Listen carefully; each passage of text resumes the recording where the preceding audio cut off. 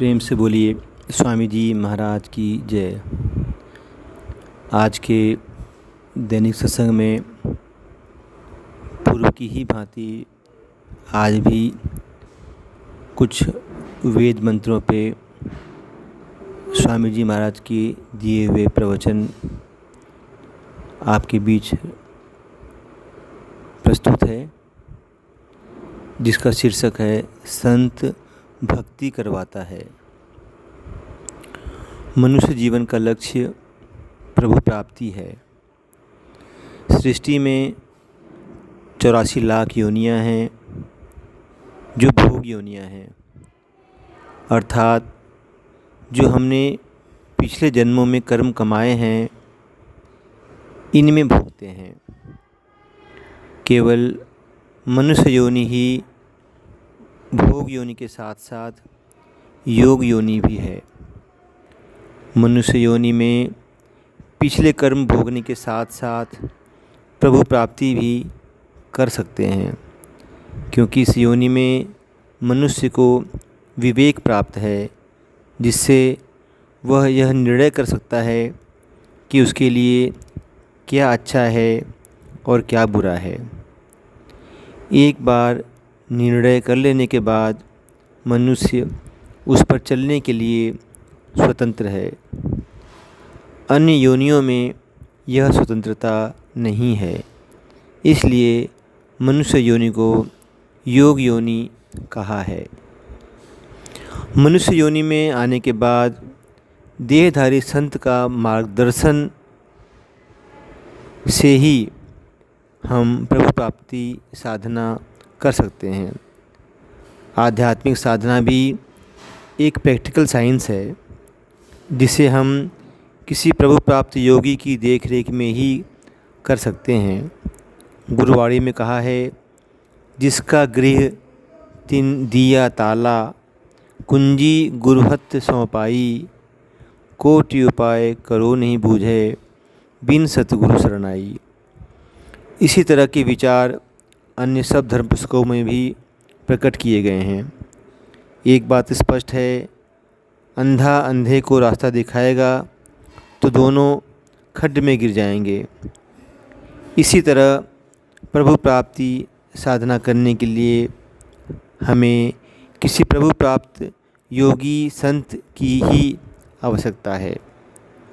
यहाँ यह भी समझ लेना चाहिए कि संत व साधक का समकालीन होना आवश्यक है, तभी वह साधक का मार्गदर्शन कर सकता है। पूर्व काल में हुए संत या महापुरुष आज के साधक का मार्गदर्शन नहीं कर सकता है। जिस प्रकार लुकमान हकीम उसके समय में रहने वाले लोगों का ही इलाज कर सका था, बाद में होने वाले रोगियों को उनके अपने समय के हकीम से ही इलाज कराना पड़ेगा। ठीक इसी प्रकार हमें भी आध्यात्मिक विद्या प्राप्त करने के लिए अपने समय के साधना सिद्ध पुरुष के पास जाना पड़ेगा। ऋग्वेद के 10वें अध्याय के 42वें मंडल के 4थे मंत्र में इस आश्रय को स्पष्ट किया है। कहा है, त्वाम जना मम सत्येषु इंद्रम, अर्थात देहधारी संत साधक को प्रभुधारा देकर प्रभु रूप बनाता है। इस मंत्र में जना शब्द का भाव देह धरकर आने वाले व्यक्ति से है, जो साधक के समकालीन हो। प्रभुधारा को इस मंत्र में इंद्रम कहा है। वेद में इंद्र प्रभु को कहा है।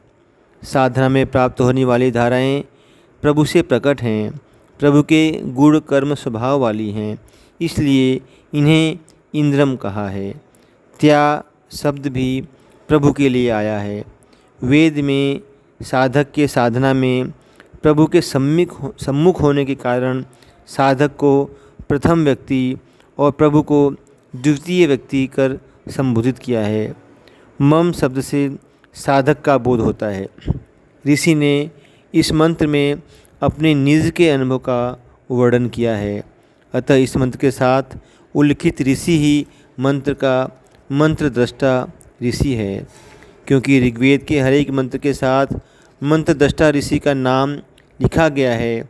अतः यह कहना भी उपयुक्त नहीं है कि ऋग्वेद के तमाम मंत्र एक अग्नि ऋषि पर प्रकट हुए हैं। इस मंत्र में सत्येषु शब्द सत्य रूप के लिए आया है। सत्य वह है जो कभी बदलता नहीं, सदा एक रस रहता है। इस संसार में केवल परमात्मा ही सत्य है, शेष सब चीज़ें परिवर्तनशील हैं। सत्य रूप का अर्थ प्रभु रूप है। हमारी आत्मा परमात्मा की अंश है, अतः मूल रूप से यह परमात्मा के गुण कर्म स्वभाव वाली है, अर्थात प्रभु रूप है। आत्मा ने संसार में विषय भोगों में बरतने के कारण विषय वासनाओं के आवरण ग्रहण कर लिए हैं, जिसके कारण यह भिन्न मालूम पड़ती है। इन आवरणों को मिटाना ही धर्म है। देहधारी संत प्रभु धाराएं साधक को प्राप्त करा उसे प्रभु रूप बनाता है, गीता सुनाया धर्म का पालन कराता है। उससे मुझे वेद मंत्र में आई है। आगे कहा है, इस पर संत स्थाना ह्रियंते, लेकिन वह संभल कर कहने लगा, संत एक बात जीवन संग्राम में बतानी भूल साथ रह प्रभु मेरे पिताजी की नहीं कराता है, बल्कि तुम्हारे संत हमारे जीवन संग्राम में मिलता है, अंग संग रहता है और जीवन की सभी समस्याओं से जूझते हुए साधक को प्रभु धाराएं जो औरत प्राप्त कराता है।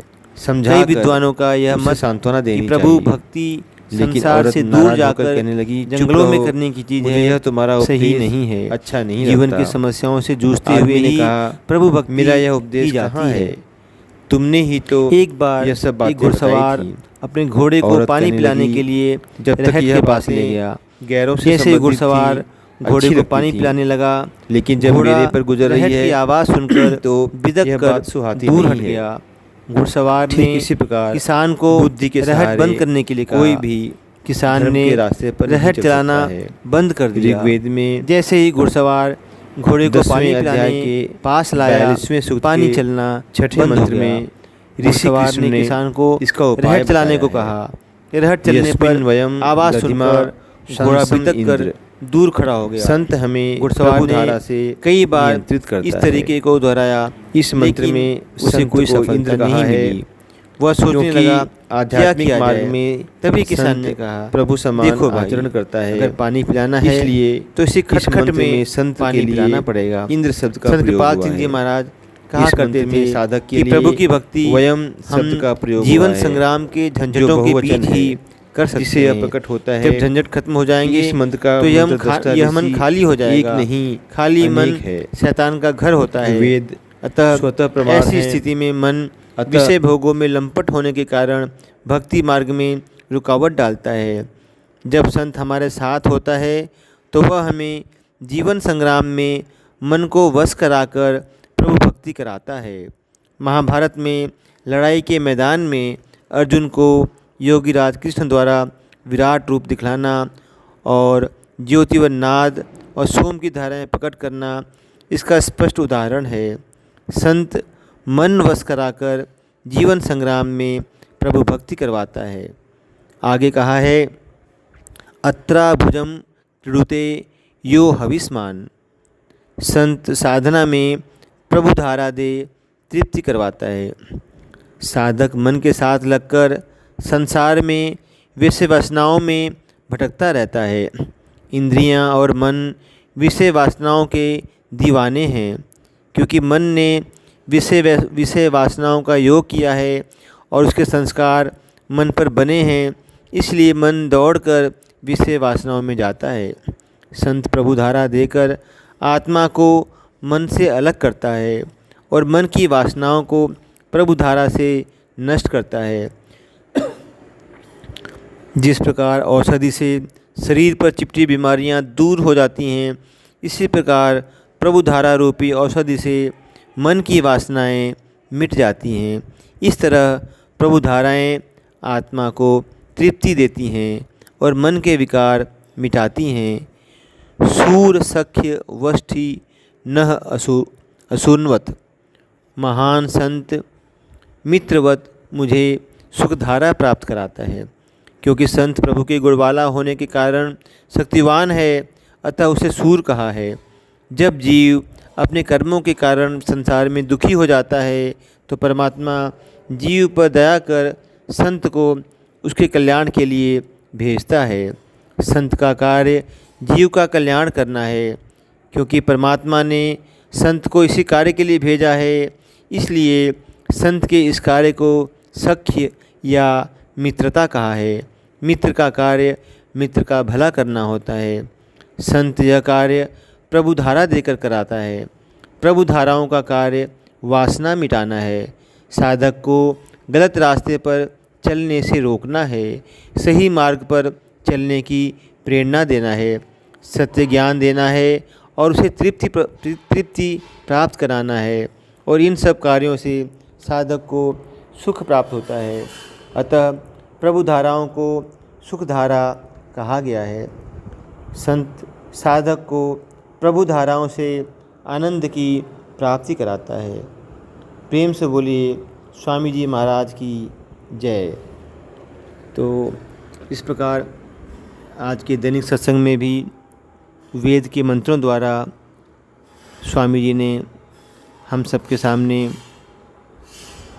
उन बातों को रखा है कि कैसे प्रभु की अभिव्यक्त धाराएं सोम, नाद और ज्योति हमें साधना कराती हैं और हमारे ऊपर चढ़े हुए मल आवरणों को दूर करके हमें प्रभु से जोड़ती हैं, प्रभु रूप बनाती हैं।